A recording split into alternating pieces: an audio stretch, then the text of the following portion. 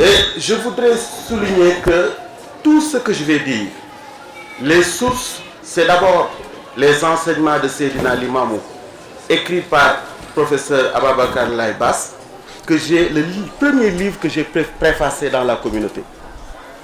Le deuxième livre, c'est le Sceau du Paraclet de Makalou Cissé. Le troisième livre que j'ai préfacé aussi, qui s'appelle Du Mahdi au Messie, de professeur Ibrahim Diop. Il y a aussi La Pierre de fête de Ibrahim Samb. Je vais y revenir tout à l'heure. Et il y a aussi les articles de Wassodan de Selouba, mais l'ouvrage du professeur Hassan Silla, qui s'appelle La vie de Seydina Issa Laye. Mais il y a le dernier livre sur lequel je me suis beaucoup inspiré dans la conclusion. Je vais vous lire un petit poème.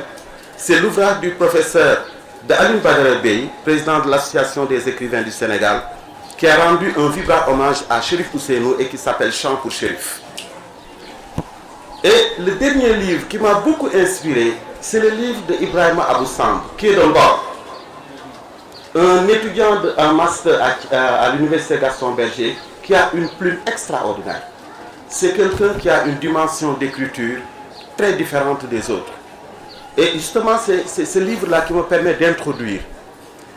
J'introduis parce que de tout temps, on a toujours refusé la prophétie de Seydina Limamou et Seydina Issa, paix et salut sur eux. Pour deux raisons. Pour la couleur, mais aussi parce que les gens n'ont pas encore trouvé. Et justement, ce livre-là, de Ibrahima Abou Samb, qui s'intitule Vers la lumière, obstacles et obstructions, permet de comprendre. C'est un livre qui est paru il y a une semaine.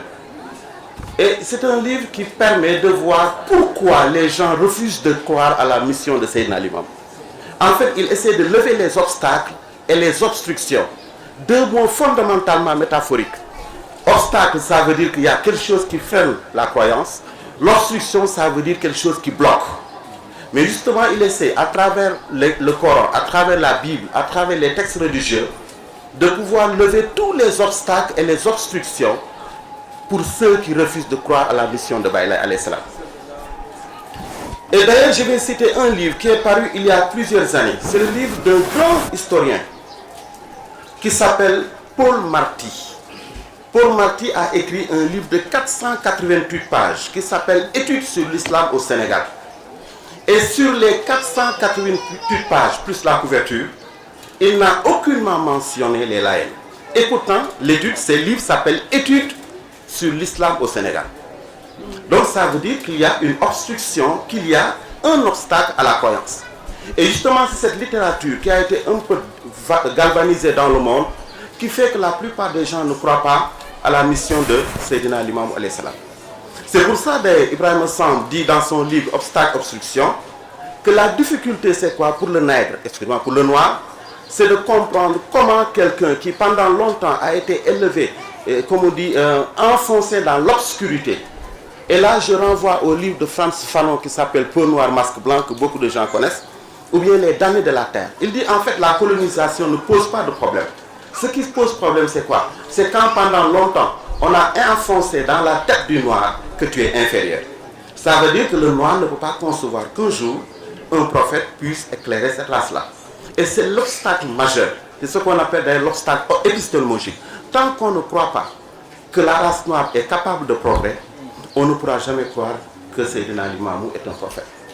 C'est pour ça Abdoulaye Samb dit la particularité d'une prophétie peut être perceptible dans sa faculté d'induire en erreur ses destinataires. Elle peut induire en erreur en ce qu'elle est faite en termes figurés ou une pluralité d'interprétations. Il dit elle peut aussi induire en erreur ce qu'elle annonce de faits futurs avec des éléments et un contexte qui ne sont pas maîtrisés au moment de la dite prophétie. Ça veut dire au moment où le prophète dit, ou les prophètes disent qu'il y aura quelque chose qui arrivera. En fait, parce que dans le dictionnaire, le sens du mot prophète n'est rien d'autre que celui qui est capable de dire l'avenir.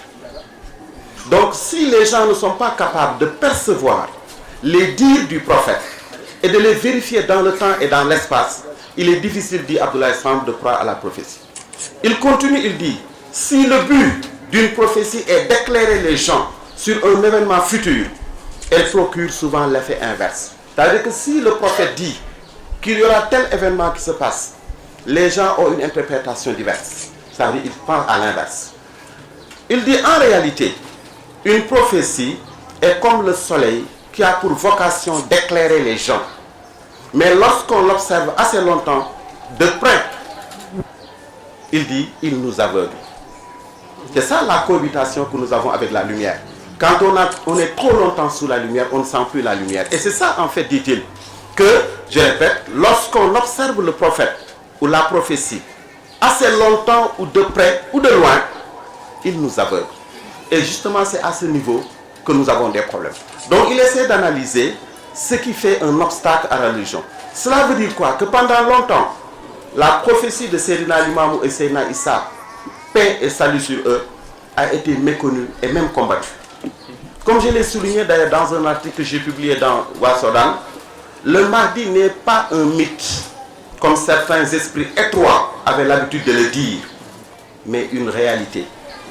La question est de savoir ce qui justifie l'avènement du Mahdi et le retour de Jésus, car le débat est plus qu'actuel. En effet, tout croyant doit être conscient que la problématique du Paraclet est le sujet de l'heure. C'est le sujet de l'heure. Pourquoi? Je vais y revenir tout à l'heure. Et le combat pour sa reconnaissance, et c'est le combat que mène Dame, le combat pour la reconnaissance de la prophétie de Baïla et de Seydina Issa est idéologique. Ce combat-là, il est scientifiquement idéologique. La preuve est que certains, jusqu'à présent, attendent la venue du Mahdi. Tout à l'heure, il a dit. Ils attendent. Et c'est la raison pour laquelle, d'ailleurs, le monde est secoué par de multiples contradictions. Ailleurs, en Syrie, on est en train de s'entre-déchirer. Pourquoi? Parce qu'on pense que le Mahdi va apparaître là-bas. Ils se prennent pour des Mahdis. On prétend on prétend régenter le monde. Parce que comme ils disent, le Mahdi vient pour régenter le monde. Donc eux, ils veulent régenter le monde. Et en fait, par la violence, ils le font. Et non par le débat idéologique. Ensuite, c'est parce que de manière erronée, c'est ce qu'on appelle la djihad. On pense que la fin du monde, c'est eux. C'est eux le Mahdi. Ils sont là pour régler le monde. Créer un État islamique. C'est ça en réalité. Ils se trompent. Et comme le souligne d'ailleurs Makalou dans son livre Le Sceau du Paraclet, avec une remarquable émergence de la dernière des religions abrahamiques sur la scène mondiale, des ruines de l'effondrement du communisme, naguère principale alternative au capitalisme, aujourd'hui triomphant, l'islam politique et occident judéo-chrétien se trouvent, comme à l'époque des croisades, dans un conflictuel face-à-face sans détour. Mais moi je disais l'autre jour que c'est la 3e guerre mondiale. Parce que les gens savent que le Mahdi ne peut plus apparaître en 2010, en 2011, en 2018, c'est fini. Voilà pourquoi maintenant il veut réécrire l'histoire du monde autour de cette djihad. Et c'est ça où la problématique, je disais tout à l'heure, du Mahdi, ça pose problème pour certains. Et d'ailleurs, j'ai dit, c'est une hérésie d'ailleurs, chronologiquement, c'est une hérésie de penser qu'en 2018, en 2010, en 2015, en 2000, qu'il y aura l'avènement du Mahdi. Non, ce n'est pas possible. Parce que les textes religieux, le Coran, la Bible, les autres textes avaient déjà paramétré, si vous voulez, tout l'événement du Mahdi. C'est pour ça d'ailleurs, je vais citer juste quelques. Le grand problème sur le Coran, je crois, la plupart des gens s'agrippent sur le sens Khatam Nabi. Ils pensent qu'en fait, pour contredire Baïla, d'ailleurs c'est le seul argument brandi pour contrecarrer l'œuvre de Baïla. C'est le seul argument, il n'y en a pas d'autre. Or, je crois que si fondamentalement, biologiquement, il y a deux races, il y a la race noire et la race blanche. Toutes les autres races, c'est des races intermédiaires. Donc fondamentalement, si la race noire, la race blanche, a au moins 312 ou 311 prophètes, ou 313 prophètes, il doit y avoir au moins un prophète pour la race noire. Malheureusement, les gens ont une lecture un peu plus introquée de ce phénomène. D'ailleurs, dans le Coran, il est dit, Mohammed n'est le père d'aucun de vos hommes, mais il est le messager de Dieu, il est le Khatim Nabi. Allah a connaissance de toutes choses. Certains en ont déduit que c'est le dernier des prophètes. Pourtant, la tradition religieuse démontre le contraire. D'abord, le prophète dit, j'étais le Khatim Nabi avant que le prophète Adam naquit. C'est-à-dire il y a 124 000 prophètes, dit-on. Avant l'avènement des 124 000 prophètes, le prophète Mohammed, paix et salut sur lui, était déjà le seul des prophètes. Mais pourquoi donc il y a eu 1, 2, 3, jusqu'à 124 000? Donc il y a une contradiction à ce niveau. On rapporte d'ailleurs que Aïcha, la mère des croyants, a dit: dites qu'il est le Khatimun Nabi, mais ne dites pas qu'il n'y a pas de prophète après lui. Quelle une preuve. D'ailleurs, il ajoute la signification apparente du terme la Nabi Badi est en effet qu'aucun prophète, ancien ou nouveau, ne pourra venir après le saint prophète, mais ça n'exclut pas son retour. Et c'est ça en fait le problème.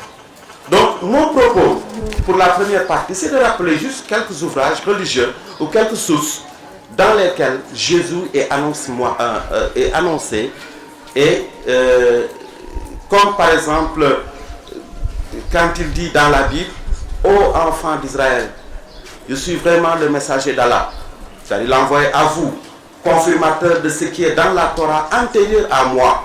Vous savez l'antériorité de la prophétie. Et il dit annonciateur d'un messager à venir après moi, dont le nom sera Ahmad.